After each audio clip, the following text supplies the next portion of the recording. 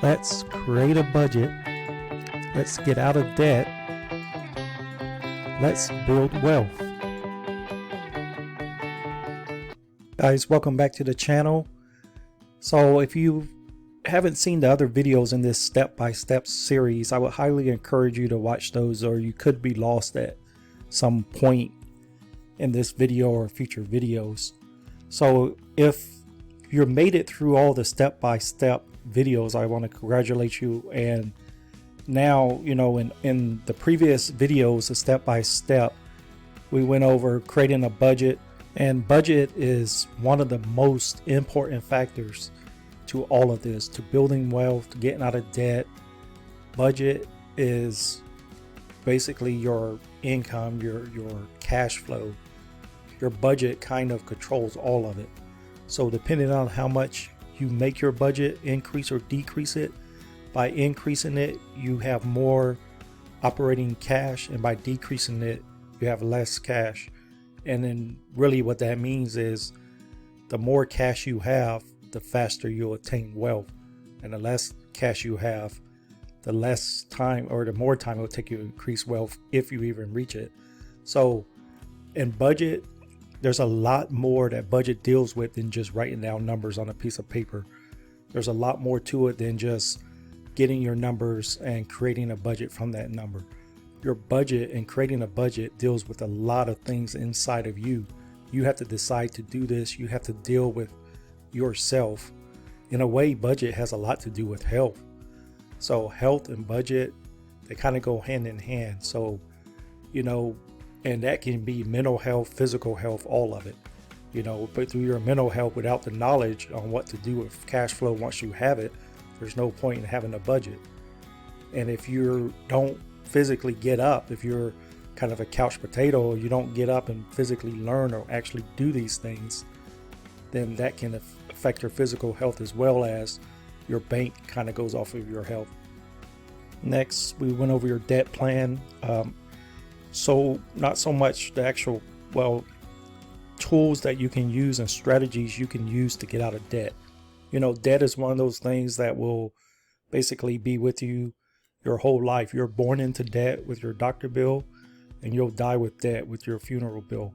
So debt is something that you just got to learn to utilize for yourself, to turn it around and use that debt against debt, and use that debt to create wealth. And a lot of people struggle. Once you get to a certain point, you start doing good, you kind of get to a point where you're like, do I pay off debt or do I start investing? It's always good to make sure that you pay off debt, almost all the debt, unless leverage can be used, or there's you're making more by utilizing the debt than you are by paying the debt off. And and there's a thin line between good debt and bad debt, and sometimes once you learn to use it, you'll use it accordingly. And once you're out of debt, then you'll start on building wealth.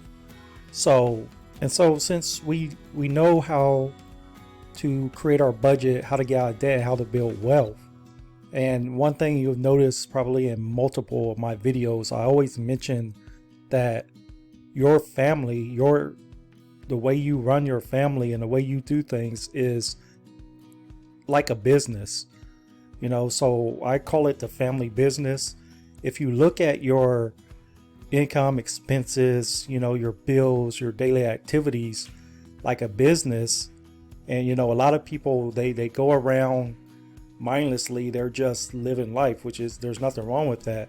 But if you want to enrich that life, and you want to get out of a certain situation that you're in, and you want to bring more fulfillment and joy to your life, one way of doing that is to look at the way you run your family kind of like a business.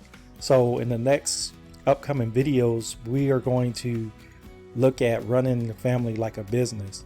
And in order to run the family like a business, we need a metrics in which to track our business. In order to track your progress and how well you're doing, you need a metrics in order to measure that. And since we're looking at this like a business, we'll use the common business types of metrics. Those metrics are the profit and loss statement, the balance sheet, and the cash flow statement. So I've designed, here's the profit and loss statement. I've designed these and I'll make a working model of them so we can understand it. A lot of it, you know, I try to keep it somewhat near what a real one would kind of look like, or what at least the concept of real ones. There's a lot easier ways for me to do this, but I'm going to try to keep it closer to the way businesses use it, just so you can understand, and without knowing it, to start learning about business. We also have the balance sheet, and by going through these things, you'll start to learn more about your family, how you're spending your money, and may even find ways that you never thought of that was possible, of how to increase your income and how to start doing things and gaining more and more in your family. And there's the cash flow statement that will help you to understand how you're getting your money, which is in a lot of cases, in a lot of people's family, is just the income. They have no other source of income except from their jobs. So this will help you to learn how to see how you can get more money, where it's coming from, and the way that you're spending it. It may even give you ideas on how you can save and start to increase your cash flow. So guys, as we go on and progress through this, we'll get to the family business. Now, if you've went through the step-by-steps and made it up to this point, from this point on, it is optional. But if you really want to learn about business, you want to learn about,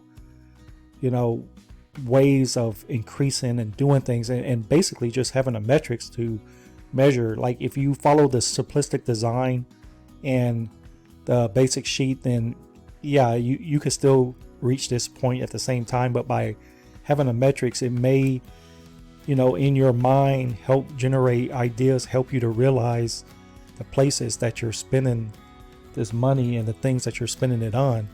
And it will also help you recognize what you could be spending on. It will give you alternative means in which to measure the way that your family is being run. And again, it is optional, because some of this, when we get into it, it takes a lot of work. It's going to take you a lot more time.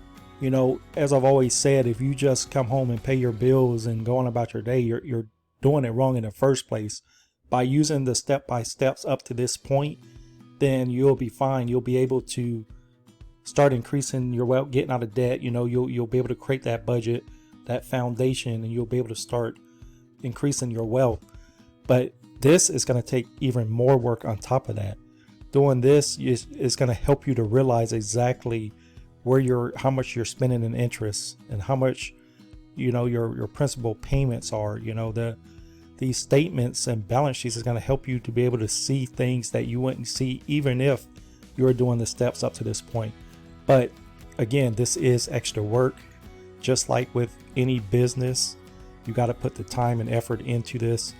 It's going to help you to start, part of this whole journey is, once you've created that budget and you've gotten out of debt, it's time to start building wealth. Part of that wealth building can be investments. And those investments may be in the companies. And through this series, you're going to understand how, if just how you want to see how a company is run, you're going to learn your management style.